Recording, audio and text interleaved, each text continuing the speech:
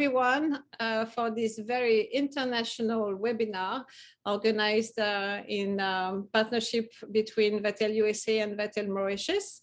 We have with us Rodrigue, the president of Vatel USA, and the president of Vatel Mauritius, Renaud Azema. So today we have 3 of our alumni with us, and I'm very, very grateful that they are here today because they are calling from a very different part of the world. It's currently 4 a.m. in Africa in the Côte d'Ivoire with Adrien, who woke up very early to be with us today. Clémence is calling from Mexico, where it's currently 11 p.m. Thank you, Clémence. And then we have Elise from Paris, where it's 5 a.m. now. So thank you very much for waking up so early. So we have a lot of Vatel schools joining us also from all over the world with Vatel Mauritius, of course, and Vatel USA, but we have also Vatel Madagascar, Vatel Rwanda, Vatel Argentina, Bahrain, and Vatel Reunion. So thank you and welcome to all the Vatel school joining the call. We have so many participants from all over the world. I saw the list of the different nationalities joining the call. It's very impressive. We have participants from Canada, Bolivia, Equatorial Guinea, Bangladesh, France, India, Italy, Japan, Kenya, Malaysia, Malta, Mexico, Montenegro, Morocco, Paraguay, Philippines, Reunions, UK, United Arab Emirates, Vietnam, and USA. It's very impressive. So thank you so much, everyone, for joining the call. And I hope you're gonna spend a really good time with us for the next hour. So I'm gonna introduce our speakers. So today, Rodrigue, the president of Vatel USA, is joining us with Renaud Azema, the president of Vatel Mauritius. They will be asking the questions to our alumni, who I want to present now. Thank you. I am, of course, I am Nathalie Plaire-Virovac. I'm the program director at Vatel USA. I didn't even introduce myself. And I will just be hosting this webinar. So today with us, we have 3 alumni from Vatel USA. So Adrien Turpain is a restaurant manager at Le Comptoir in the Ivory Coast in Africa. Adrien did the program with us from 2018 to 2020. He was in training at the Peninsula Beverly Hills. And then we have Elise Ferrand. She's now director of rooms at Intercontinental in Paris, in France. She is one of our very first students at Vatel Los Angeles in 2008. And then we have Clémence Wirtz.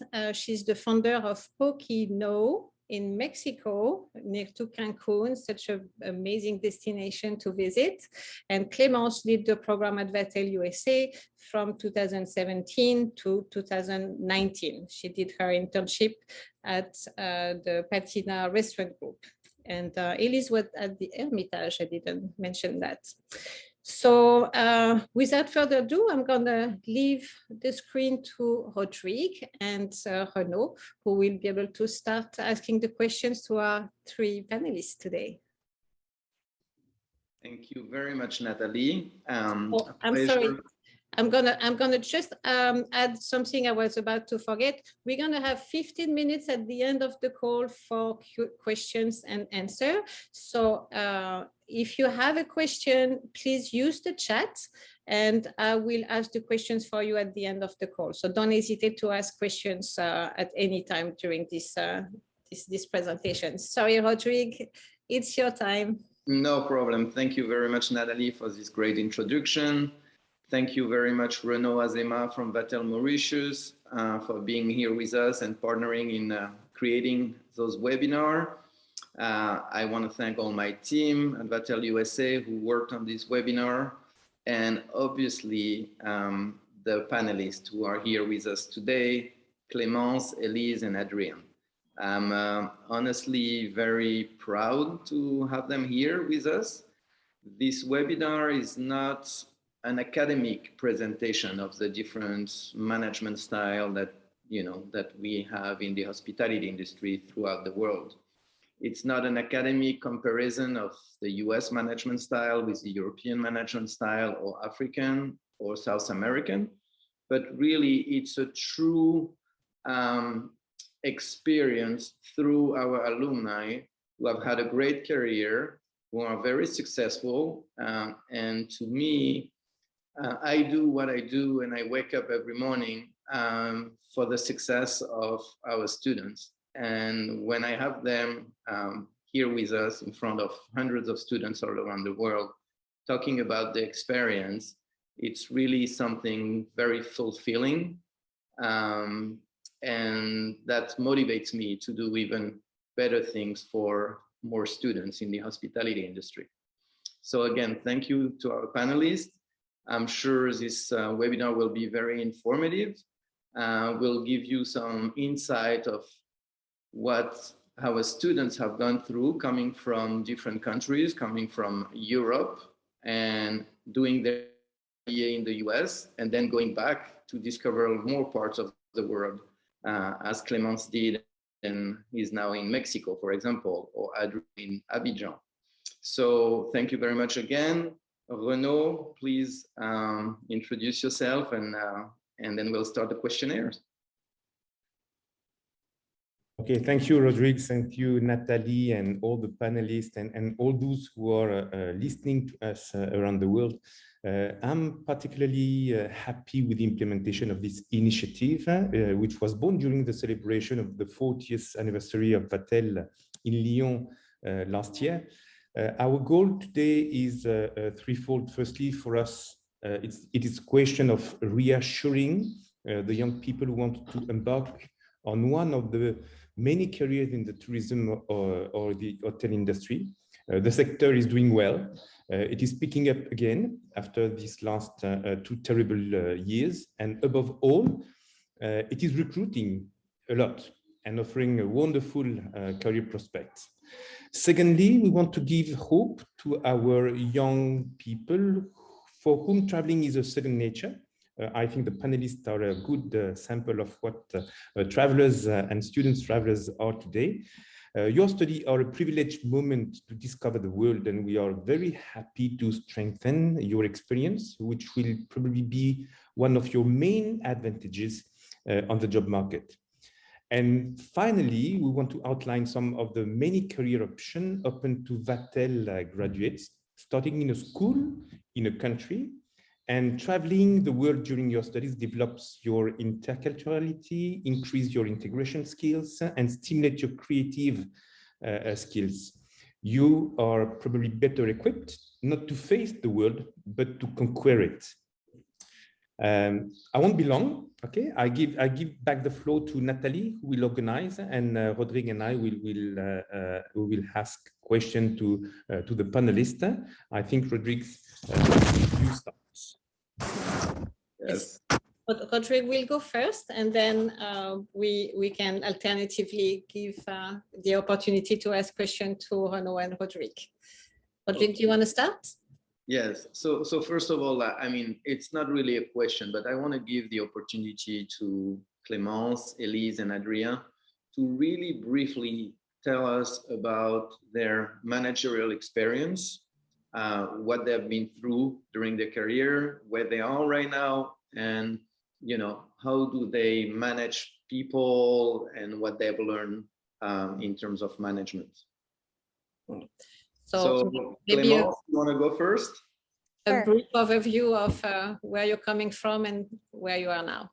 Yes. My name is Clémence. I'm from France. I studied in Vatel San Diego back in 2017. I did my one-year internship at Patina Restaurant Group in Los Angeles as a event and catering coordinator, and also as a supervisor in a big restaurant in New York.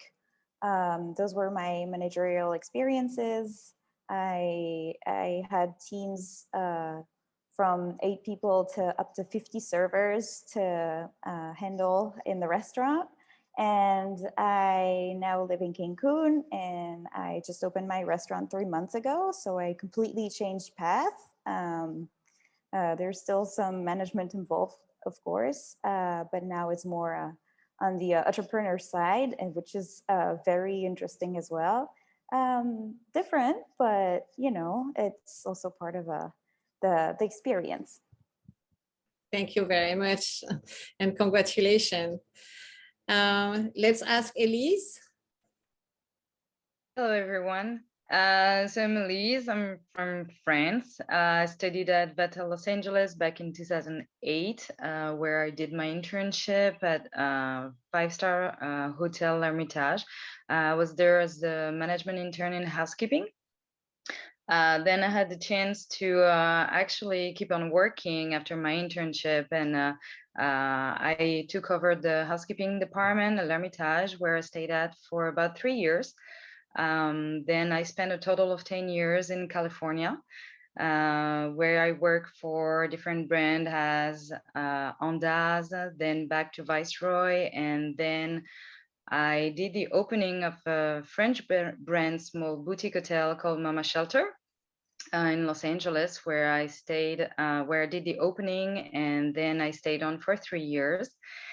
And after that venture, I had the opportunity to go back to France for that brand, for Mama Shelter. And then I moved back to Paris back in 2018, where I spent another 3 years with Mama Shelter, where I did a whole rebranding, renovation of their first hotel in Paris.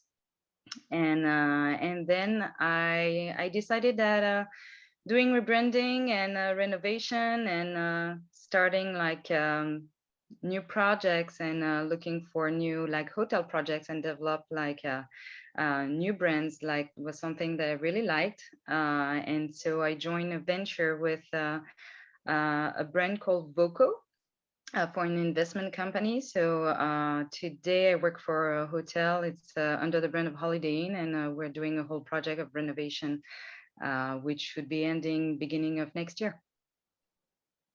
Excellent. What an amazing career already. Thank you, Elise. Now, Adrien, will you introduce yourself, please? Oh, we can't hear you. 1 second. We can hear you. Now we Is it can. good now? Yes. Yes, we can hear you.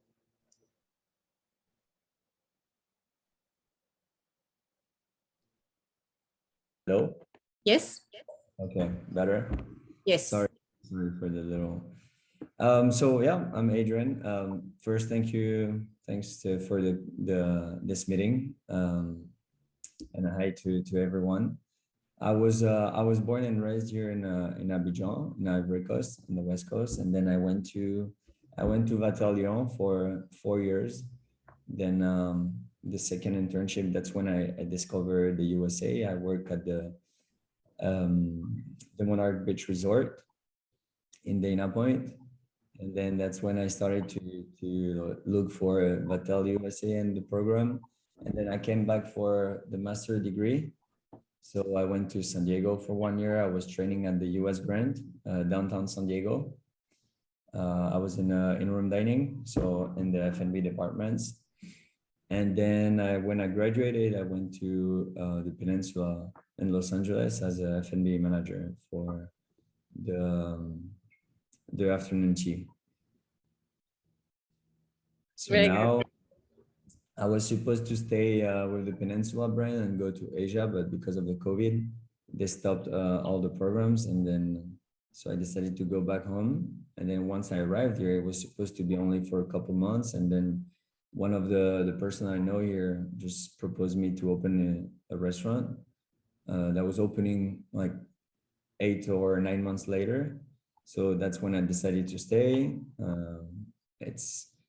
I honestly wanted to quit the F&B industry and focus more on the hospitality side and, you know, all the other part of the hospitality. But that's a great experience that I never had. So that's what I accepted. And then here we are. We opened almost 5 months ago. and now the restaurant is working really well, more than what the associates were expecting. And it's definitely a completely different experience in terms of management and in terms of everything, the life and the way things are organized here. And sorry for Renaud for all the COVID cases. That's also a big part here. That's something we basically lived for 2 years without really having the corona as a big issue, because here, obviously we have cases, but it's different. People live differently and they have other really big issues than corona. So we kind of live normally for the last 2 years. Very well. Thank you. Thank you for your introduction, Adrien. What I see also is that you all had a managerial experience within the program while you were in the USA for your last year internship, and you all had an experience of opening a restaurant, a hotel. It's very interesting. Rodrigue, do you have a first question to ask? It's Renaud now, please. Renaud. Okay, thank you. It's very impressive to listen you three explaining your journey so far and the experience you gain in the different countries and different organizations. So probably when you were students, you were probably having an idea of what management is, and our students in Mauritius and probably in every country think about the management and like something, I want to be a manager, okay? But managing is very different regarding the location, the culture, and you have worked, you three, in different management. You have had some management roles in the US, and now you live in a different country, Mexico, France, and Ivory Coast. What is for you the main difference in managing an organization in US and in another country? Can you give us some pros, cons, differences, and if we can have a very quick explanation from you three all? Who will start? I can start. Oh, okay, go for it. Okay, let's do Clémence first and then Elise. Thank you.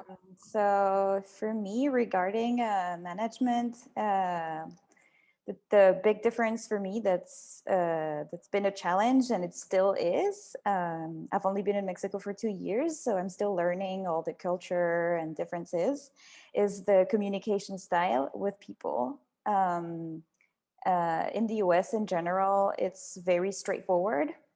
If you want to ask somebody to do something for you, you just say like, hey, can you do that for me? And please, and that's it. It's that easy. In Mexico, there's a little twist to it, because you actually need to talk to people to not hurt their feeling. So you can't be as straightforward as, can you do that for me, please? It's more, or if something that you don't like, somebody did something that you don't like, and in the US you would say, no, that's wrong. Can we change it? In Mexico, you cannot say no. It's a little too straightforward. So you would say instead, could we do it that way? But never start the sentence by no. Or it's just that easy. Not even in the business. You're walking on the street, somebody asks you like, hey, can I talk to you about this tour that I'm selling for tourists? You don't say no, thank you. You just say thank you and keep walking.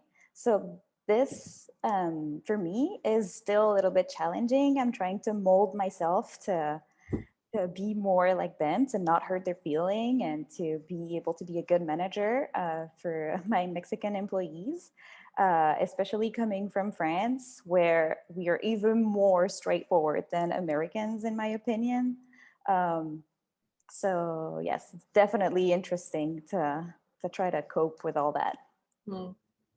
Thank you. Yes, Elise? yeah, thank you very much, Clémence. It's very interesting to see that the culture and the way you have to address people has to be different if you want to manage your team properly.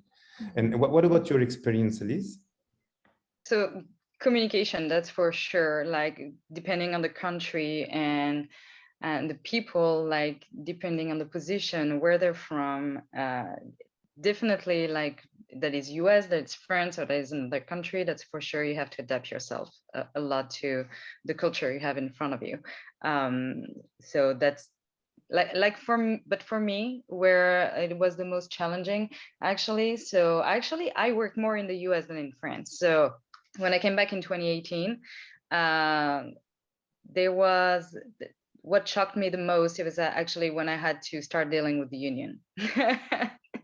That was like the totally like first experience for me. So, and French unions are nothing compared to the unions that we find in the US. So part of my job, like 50% time of my job is actually like going over what is okay for the union and checking with the union and making sure that all my decisions, like how they would impact, how they would react to it, and actually get their feedback. And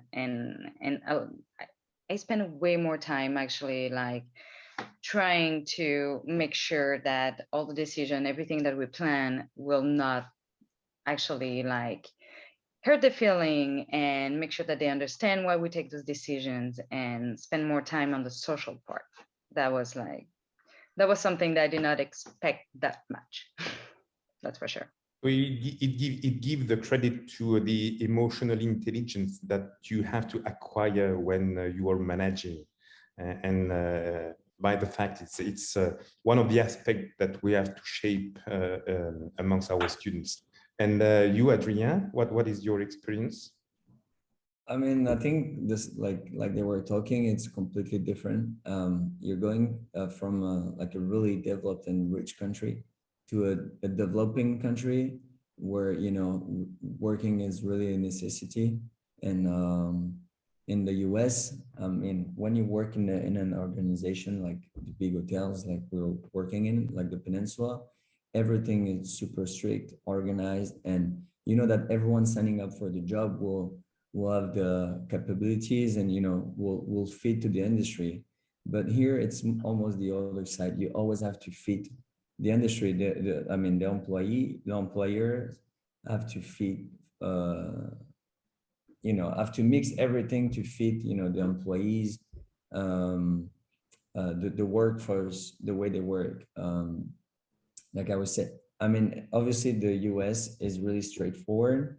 The big difference here is that you are really, it's mostly, even if you're going to big companies here in Abidjan, it's going to be more casual than the US. Even during, you know, even a business meeting, it's always more casual. You always have to be more emotional and more like closer to people and really adapt to each individual's. And that's also super hard because, for example, we are with the other managers right now, we are removing all the schedules to, you know, organize groups, the employees per group, so they can all share the rights to go home at night. So they have really different issues that I never experienced in the US. I grew up here, so I knew it before, but that's actually the first time I'm working here. So in the management way, it's super hard to manage. But the pros are that, you know, people never really get frustrated for what you're saying, and you can always approach it like really casually and discuss with them. So in the US, you really needed, like Elise was saying, you know, the unions. The Peninsula was not a union hotel, but still you really have to follow, you know, the protocol. And here it's honestly, so exactly, we opened the restaurant, you know, with guidelines and rules and regulations, but it's not one or two people. They're always doing the same thing. They all do the same thing. So they apologize at the end. They do a lot of mistakes. They apologize, but you know that even on like really big issues, where in the US you will probably get rid of these people, here there's always like excuse me, and it always, you know, at the end you always find something. because you know that probably this one will leave and the other one will come. It's going to be probably the same. So yeah, Adrien, what I understand is that you have to pay respect to the people you are working with, and you have to adapt yourself to the culture you are interacting with. When you are a manager in a different country, okay, you are not, you are the migrant, in fact. And this is what I explain to the students. When you go somewhere else, you are expat, you have to pay respect to the culture, and probably the most important thing, especially after the COVID period, is that you have to show your agility skills. Agile is probably one of the key words of the management today. So thank you, you three, for your answer. Rodrigue, you probably have another question. Yes, yeah. So we approach the theme of the importance of communication. I mean, we know that communication is probably 80% of the role of a manager, you know, talking to guests, talking to your peers, talking to superiors. So you address that. Obviously, it's very different from one country to the other. You also address, Elise, the legal aspect, that you always seem to be able to have to verify, you know, what you can do, what you cannot do. Do you have, because I know the legal aspect also is very important in the US, you know, with all the sexual harassment law and HR law, how to treat people, you know, you cannot, if an employee or someone you manage doesn't do something well, you cannot hold them by the arm and say, you know, you have to do that for me, or things like that.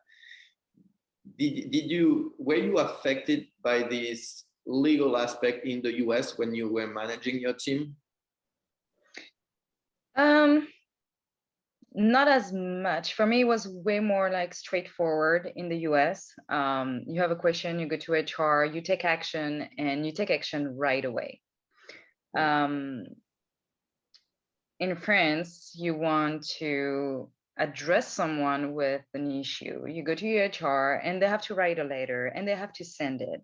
And then in a few days, they get the convocation and you bring them to the office and then you address the problem and you give them the opportunity to explain themselves. And then you have another 11 days where you take your decision and then you address them another letter telling them that, you know, they get right away, or like they, you know, everything is fine, or you take, you know, we take the next action. It's, yeah, it's in France, I make it like a little bit more complicated, and then they can bring someone also from the union, and you know, they have the opportunity, like it takes a long time. When in the US, you have the issue, you address it right away, we get over with it, and we can move on even faster. So yeah, you can sanction someone with, like, you know, give them a letter and you write them away, but you move on very quick. And in France, it's just like take days, and you know, and you still have the problem above your head, and you don't get rid of it as fast.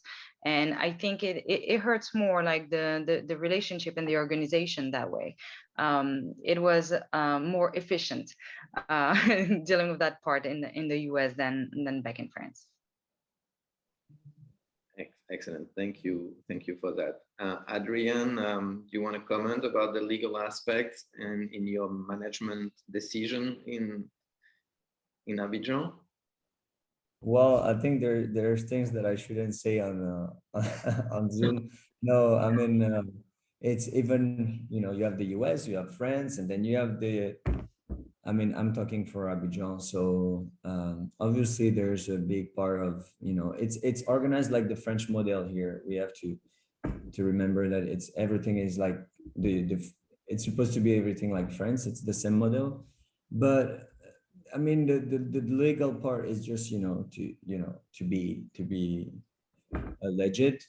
The actions will never really be like she was saying, on an employee, there's an issue. It will be really way more faster to deal with, you know, just talking. And then obviously you have the presence of HRs, and that it can conceal, you know, the discussion, but it never really goes really far.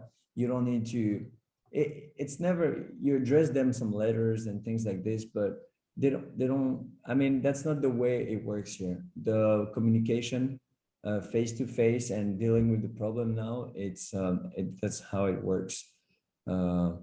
There's no need to threaten them or tell them, you know, it's going to be next step and next step and next step. You just have to repeat every day the same things and just tell them, you know, not to do. So there is a legal aspect to be legit, but that's not really how we handle things here. It's more on the communication, and like Renaud was saying, you have to understand the culture.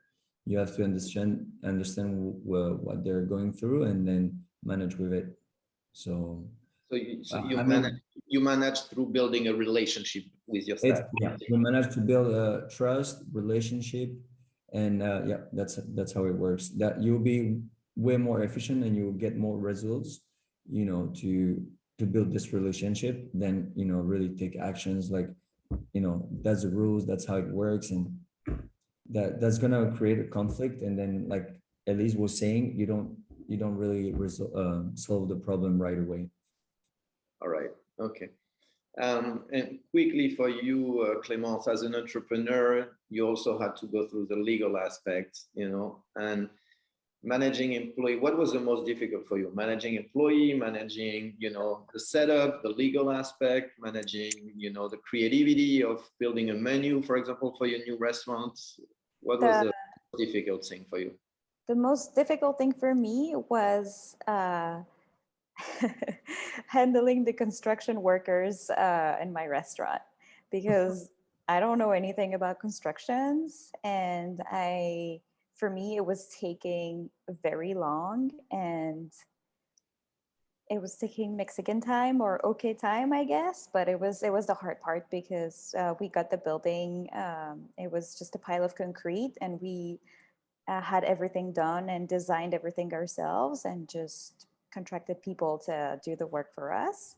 I can't build a wall myself or do plumbing for that matter. But so yeah, that was a very challenging part, because also like you need to adapt to the culture. And again, I don't know anything about construction. And as a woman, it is even more difficult.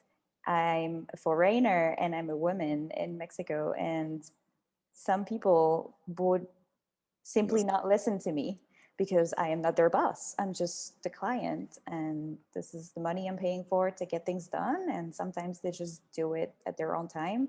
So that was the most challenging part for me. Also, the legal aspect is a headache when it comes to paperwork for starting a business. But I think this is just all the same in every country.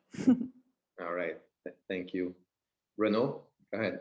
Yes, I think it's really, really incredible. Huh? You can understand the difference in working in different countries, where when you hear that you are not the boss, you are the client. So you are just the clients, and they just have to obey the boss, not the client. So it's a different perception of what the service is. And at the time is running fast, and we have a lot of questions. I think now Rodrigue will ask a question to one panelist, otherwise we will spend the day without having asked all our questions. So I will address Elise a special question on the perception of what the management in the US and the management elsewhere is. If we want to take a shortcut, we very often hear that Europeans are more focused on the qualitative aspect of the service, and that Americans are only interested in profitability and bottom line. So what is your take on that? Well, it's a mix of both for sure.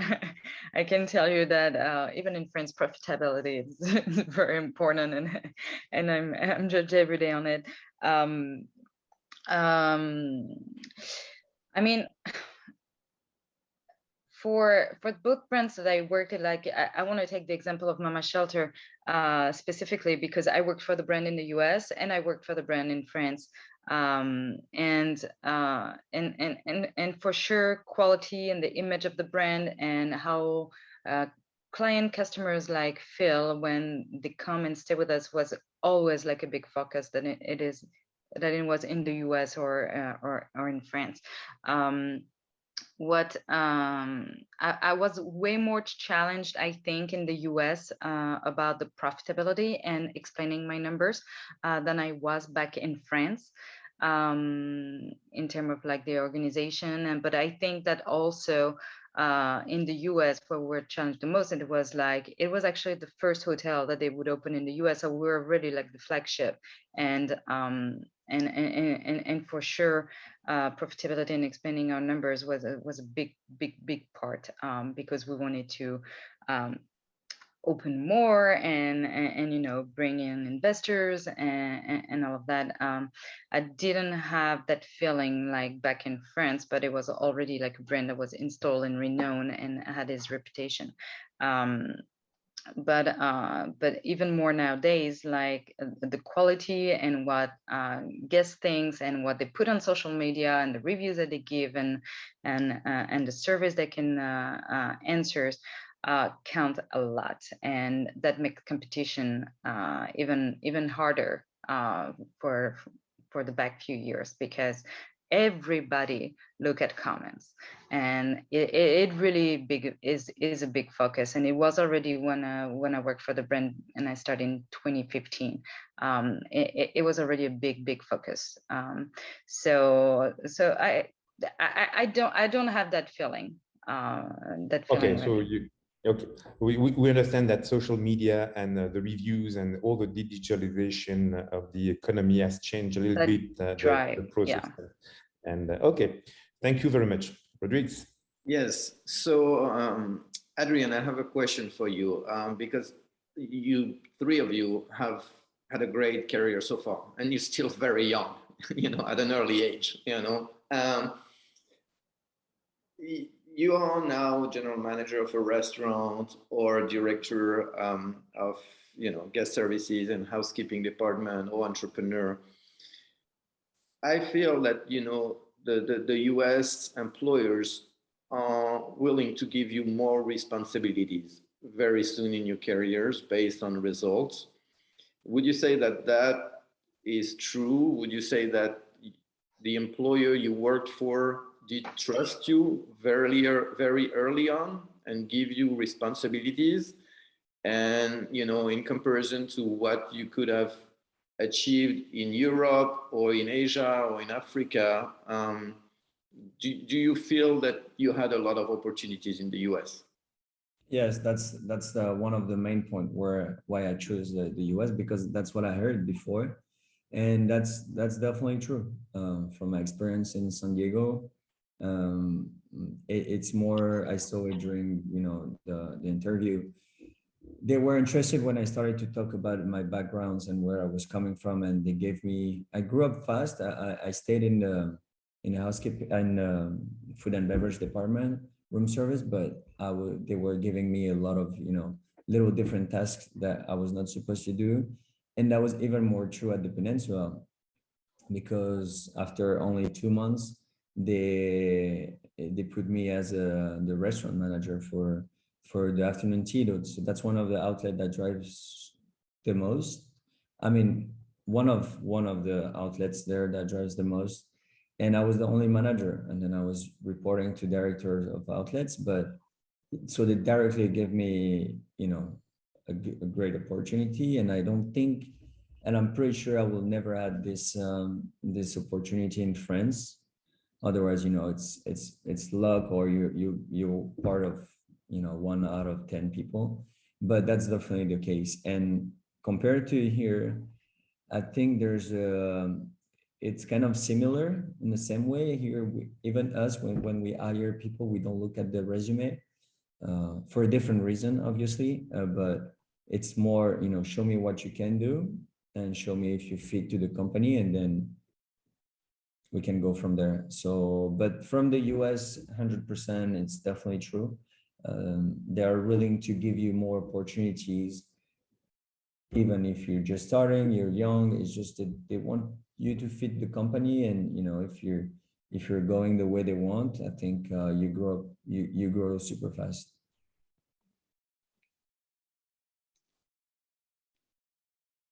Thank you, Adrien.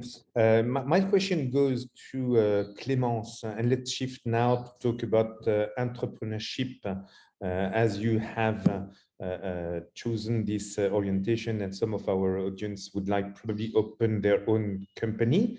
Clémence, you have opened a restaurant in Mexico.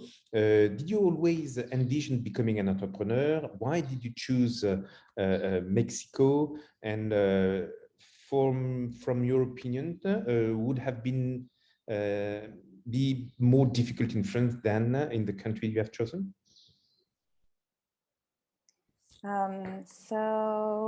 First of all, my career path is different than what I thought it would be back when I was still a student. I thought I would be working for a company till my 40s, till I reach a level where, you know, I get tired and want to start a company. And because of circumstances, and COVID is one of them, I decided to open my business here. How I ended up in Mexico is actually a pretty fun story. Right after my internship in the US, after graduating, I decided to take a little break and go backpacking in Mexico. And I met up here with a friend, a Vatel friend from France. And I was like, oh, wow, that looks really good to live here. I might stay for a bit. And I stayed, and we decided to open the business together. So this is the whole bureau story behind the restaurant. Mexico wasn't like, it was a choice, but I didn't think I was going to be an entrepreneur here in the country. I first started as a manager at a restaurant that unfortunately closed because of COVID. And yeah, so basically because of COVID, I opened my restaurant. We started to work on the project. It would have been, I think, in my opinion, just as difficult or even more difficult to do it in France or in the US, because it's just stricter in, like, the rules are way stricter, and here there's still a way not to go around the rules, but to make it work out. And also in terms of investment, the money that you require to open a restaurant in France is definitely not the same as in Mexico because of the currency. The currency is way higher. Euro is way higher than Mexican pesos. So also because of that, I think I wouldn't have had the idea of doing it in France. Okay, very interesting. So I recall that it's all a question of opportunity, and you have to provoke your destiny in some way, because if you have not traveled then to Mexico, then you would not have opened your restaurant. So things happen, and this is what students have to understand. Things are not happening because we stay in one location waiting for something to happen. They have to make it happen by challenging the future and sizing, of course, the opportunity. Thank you, Clémence. Yes, yes.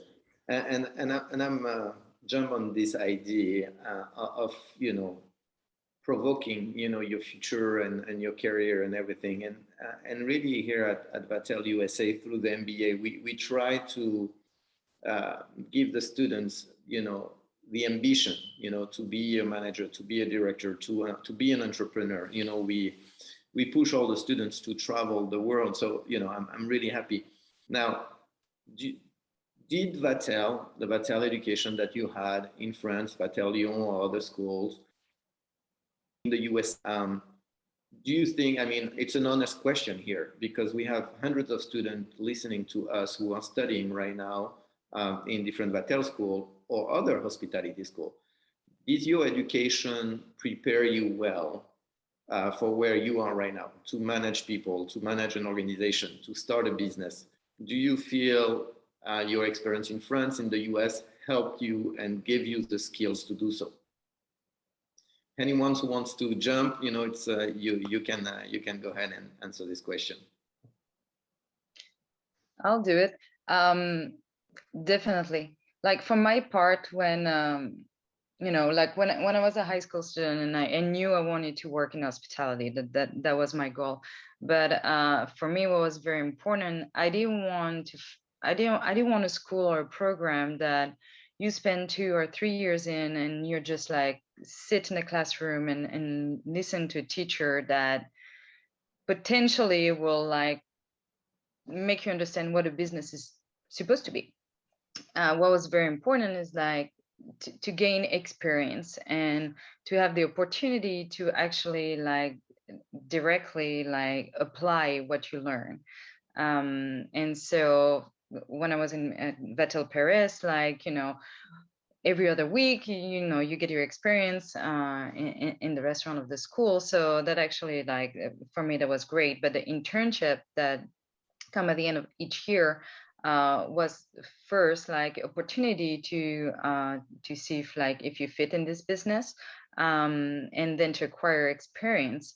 And for the 3 years that I spent in Paris, and of course after I fell in love with California and, and the opening of Vatel Los Angeles was just like the best opportunity ever. But it definitely like doing the MBA and being able to work at the same time and apply directly and you know what you learn in the company, and that gives you also the opportunity to start building your career and you're not even out of school yet. So yeah, it definitely helps like build a career and give you already experiences that maybe you won't find in any other program. So so yes, that was a great start to a career, and here it is 15 years later. Yay. Thank you, great to hear. Renaud, I'll give you the last question for everyone before we open the question to the audience. Oh, we don't hear you, Renaud. I unmute because we are at the time where students are coming at school, so there is a lot of noise around.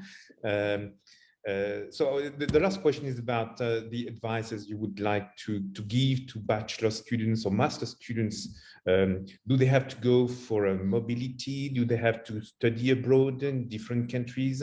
According to your experience, what would be your best advice for those who are listening to us? If I may, my best advice would be, yes, take that opportunity to do a 6-month internship in a country you would have never thought about. Take the opportunity to go and see the world and work in new environments and get out of your comfort zone, because this is what builds you as a person on a both professional and personal level. And you will learn something. And even if you're experienced, you will learn something either about your job or about yourself. And definitely just do it, take a leap of faith and go for it, because well, the worst that can happen is you learn a lesson.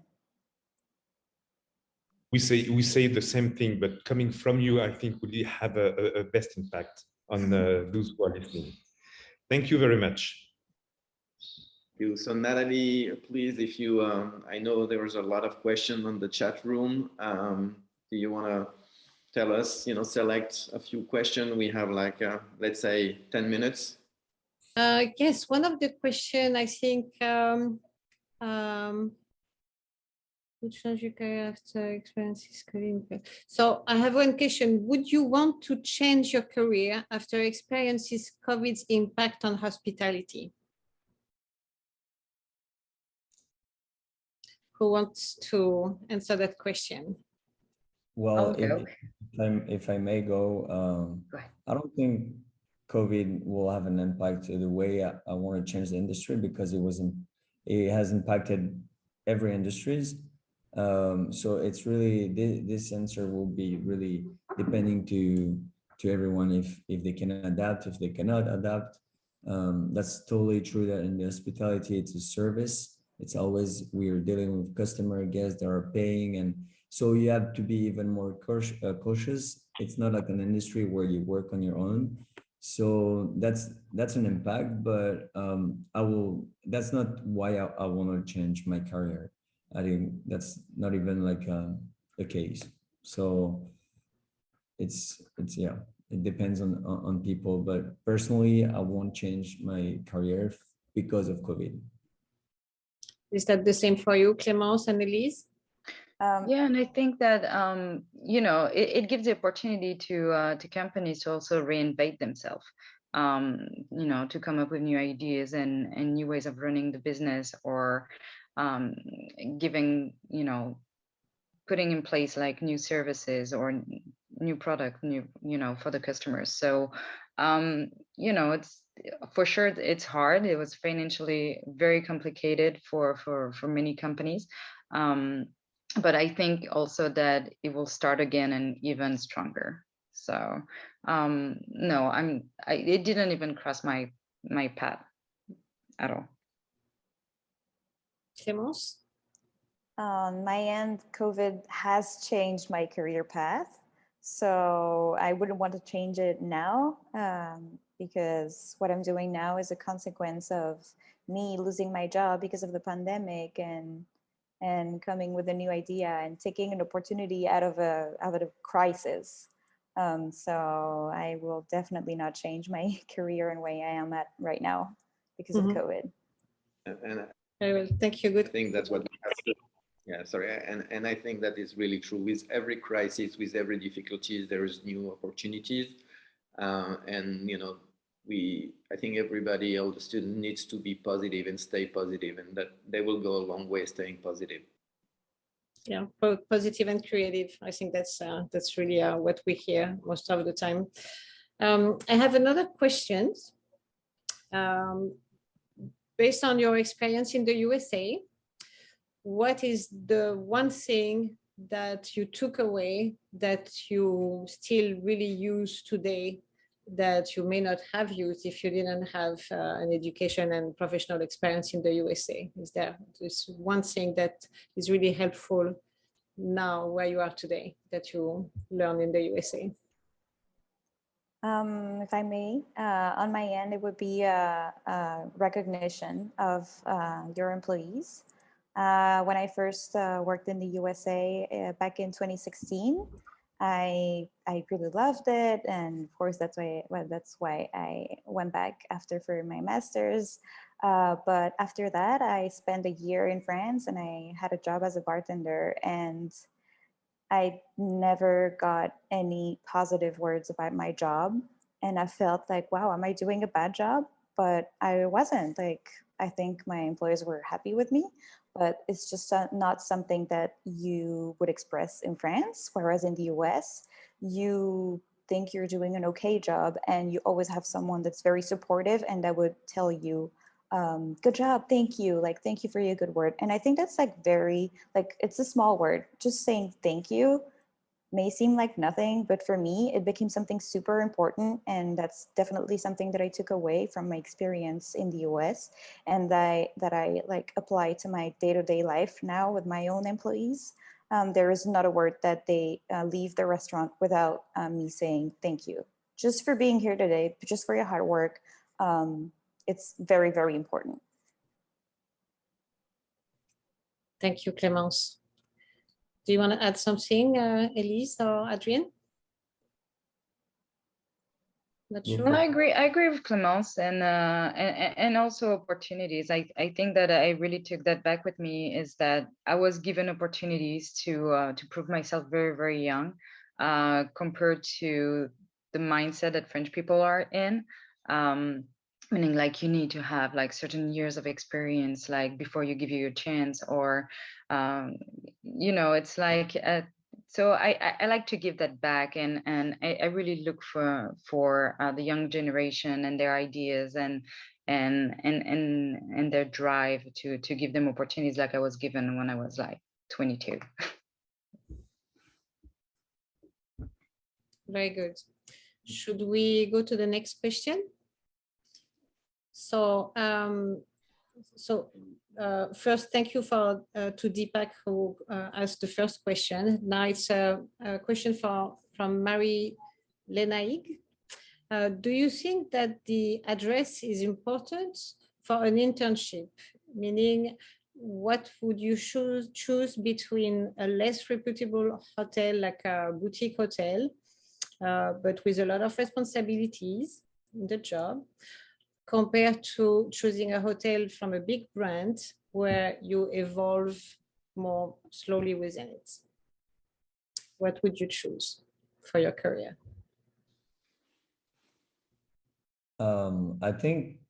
I think it depends where you are, at which stage of your career you are.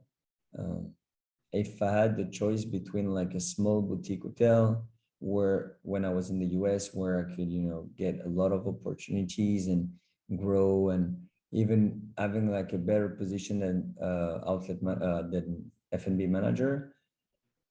And in front, I had the Peninsula. I think at this time of my career, I would have chosen the Peninsula like I did, because you want to see, in the future. So obviously right now, you'll be able to justify that you did a lot, you had like a better position, but we're not gonna lie, the name of the brand has a big impact on your resume and on your future positions.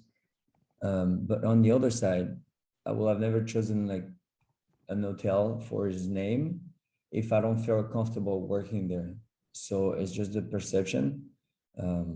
If it's not, I used to work I'm not gonna mention the name, in a 5-star hotel in south of France, where after a month I quit, and they were trying to act on, mentally on me, saying that this is big on your resume and it's gonna open a lot of opportunities for you, but I was not feeling comfortable going there, and I didn't like going there. So that's what I quit. So for me personally, I think it depends where you are in your career and what you want in the future. Okay, maybe a couple last questions. I have one for Clémence. Miss Clémence, I was glad to hear about your path to being entrepreneur by taking the opportunity. My question for you would be, how did you deal with the marketing and customer culture in Cancun? Thank you for your question. In Cancun, there are two types of customers, the locals and the tourists. Cancun has a big tourist industry. So we mostly do marketing actions for locals because those are our long-term customers. So we want them to come back. We actually have a lot of regulars already. We take a lot of actions on Instagram because the food we make and the design of the restaurant makes very Instagrammable. So I think we would, that the social media is definitely the way to go, especially in 2022 now. Like if you're not on social media, there are definitely less chance that people will know you. We also try to get the foreigner and tourist industry. So we are obviously on Google, on TripAdvisor, trying to get in on some traveling guide. So people will get to know us as well. So yeah, there are like two sides of it, but more like our entire Instagram account is in Spanish and applies more to local people, but also like now you have automatic translation on all social media. So if you speak English or any other language, it would translate it for you. Sometimes with funny translations. That's happened before. Thank you, Clémence. And thank you, Girish, for your question to Clémence. I have another one from Olivier. What aspects of yourself evolves more when you choose to work in a foreign country?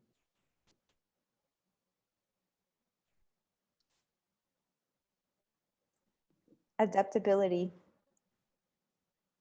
You you need to adapt, and you are not at home, so you cannot act like as if you were at home. So you need to learn new cultural codes and how people deal with things and communicate.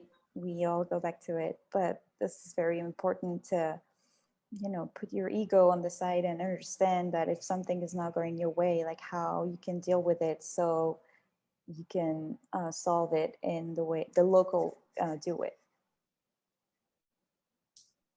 Adaptability, anything else? Be open-minded. Being open-minded. Mm-hmm. Acceptation, accept a lot of things even if you don't like it. So putting your ego aside, like Clémence was saying. Okay, so you're pretty congruent, all of you. That's good. Thank you. The next and probably the last question will be from Grégoire. He says, good morning, if it's the morning for you. Next year, I will be in Master 2 in Vatel Mauritius, and I have for real vocation to make my career in the USA. I will be looking for a job and not an internship. That's why I would like to ask you if you have any advice on how to look for a job in the USA because of the visa. Sorry, in the bracket, the J1 visa doesn't allow you to stay more than a year. In view of your experience, thank you in advance. That's Grégoire. Sorry. If you may, I will answer this question because I've been here in the US for 25 years and I have a lot of experience with a different visa that can help Grégoire and others. Basically, it's not easy to get a working visa from an employer. You need to be sponsored to get what is called an H-1B and work for 3 years. So even though you're not willing to do an internship, but you're really looking for a real, I would say, work right now, the J1 visa is probably your best opportunity because it will allow you to train at a hotel in the US, stay for 1 year, prove what you can do, and the hotel will then decide if they want to sponsor you to stay as an employee for longer. But being in Mauritius right now and finishing your master's, that's really the only option. Actually, Adrien did a J1 visa. Clémence, I think you did a J1 visa also before your MBA. And Elise, I'm not sure. You didn't do it. I did J1 and H1B. Exactly. And J1, yeah, was after your study, right? After your graduate. So it's the only way to go, basically. I want to say thank you to everyone, to all of you listening to this webinar. I want to definitely say a big thank you to Vatel Mauritius for helping us organizing this webinar. We did that in partnership, and we have 2 more webinars, one next week and one in 2 weeks. So we hope that we will join on different subjects. The next one will be actually, again, 3 of our alumni from Vatel who are now general managers of hotel in the USA and who had a different career path than Elise, Clémence, and Adrien, who decided to stay and make their career in the USA, and they'll give us their perspective. And then in 2 weeks, we will have actually 2 general managers who are not alumni of Vatel, who have hosted Vatel students in their property. And they will talk about what they had to go through during the 2 years of COVID, what initiative, how creative they had to be. And it's going to be really, really interesting. I mean, you're going to hear some creative ideas, things they put into place in their hotels that I'm definitely sure that will surprise some of you listening. So we invite you to join again next week and the week after. And finally, thank you again, Clémence, Elise, Adrien. I'm super happy to see you. It's been a while now. I hope we will see you soon in the US, hopefully. If not, we'll come and visit you in France and Abidjan and in Cancun. Cancun is probably the closest right now for us.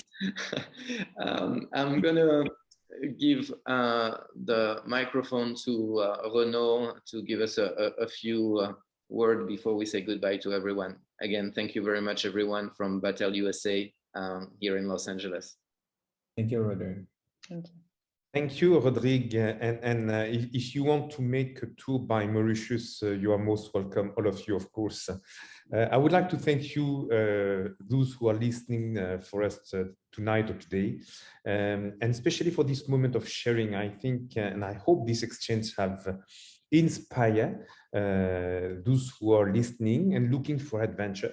I hope you have found your way tonight or today. I take advantage of this closing to inform you that from this year, students who will do their first 2 years of bachelor degree in Mauritius will be able to end up a year or more in Los Angeles to complete their bachelor degree and to start their master degree. We encourage this combination, which coupled with Marco Polo program will further strengthen the international dimension of the experience they will be able to acquire within Vatel, which remain the world's leading hotel management group. So thank you everyone for your presence. Good evening, good day. And I think from my side, it was a very good kickoff for the day. So if we can maintain this hour, it's okay. But if you want us to be speaking at night as well, for you to be able to see the sunshine, okay, we have no problem. Thank you, and I can't wait for the next webinar. Hope you will be more numerous to attend. Thank you very much. Thank you very much. Thank you, Renaud. I think we will keep the same day of the week and the same time for the next 2 upcoming seminars. I wanted to mention also that Deepak Mishra posted on the chat that is one of our alumni also, and is currently working in Florida, and is proposing anyone who wants to do a J1 visa in the US to contact him, and I will be happy to consider them for a job on the J1 visa. So that's really nice. Thank you, Deepak. Thank you. So thank you so much, Elise, Adrien, Clémence. Thank you so much, especially you in Africa, in France, to have wake up so early to be with us. It was a real pleasure and very interesting. I hope everyone on the webinar appreciated also this questions series, and we will post the recording of this webinar. So anyone who missed the session live will have an opportunity to watch the recording. So thank you so much. We will see you again next week. I would just like to give a special thanks to Jessica and Denise, who have worked backstage to organize this webinar as well. Thank you very much. That's very kind of you, and yes, thank you so much, and thank you, Radhika, also, who is the organizer of the whole social media coordination. So thank you so much, and I hope to see you soon.